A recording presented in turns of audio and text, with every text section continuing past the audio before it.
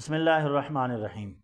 اللہ رب العزت کے رحمان الرحیم ہونے کا مطلب یہ نہیں کہ بندہ اللہ تعالیٰ کی رحمت سے ایسی امید لگا کر اس کے غضب سے بے خوف ہو جائے۔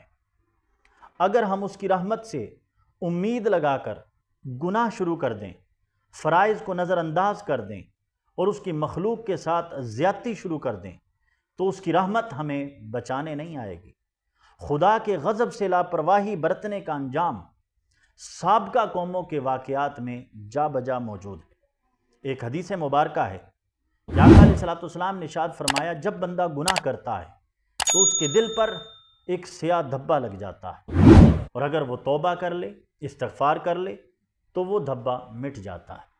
لیکن اگر وہ گناہ کرتا چلا جائے تو وہ سیاہ دھبا مکمل دل پر حاوی ہو جاتا ہے اور دل سیاہ ہو جاتا ہے، اور دل جب پورا زنگ آلود ہو جائے تو دل کو عبادت کی لذت محسوس نہیں ہوتی۔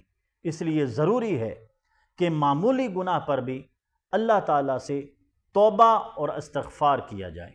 جذبات کی روح میں بہہ کر کوئی گناہ کبیرہ سرزد ہو جائے تو اسے قطعی طور پر اللہ تعالیٰ کی رحمت سے مایوس نہیں ہونا چاہیے۔ اسے چاہیے کہ احساس ہوتے ہی توبہ کے لیے 3 اقدامات کرے۔ اولاً وہ فوری طور پر شرمسار ہو کر اللہ تعالیٰ کی طرف رجوع کر کے اس سے معافی مانگے۔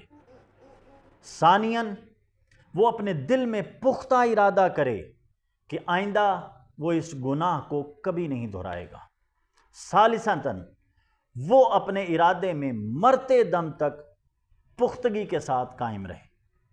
تاہم اگر وہ گناہ حقوق اللہ کی بجائے حقوق العباد کے متعلق ہے تو اللہ تعالیٰ سے معافی مانگنے سے پہلے اس شخص سے معافی مانگے جس سے اس نے زیادتی کی ہے۔ والسلام۔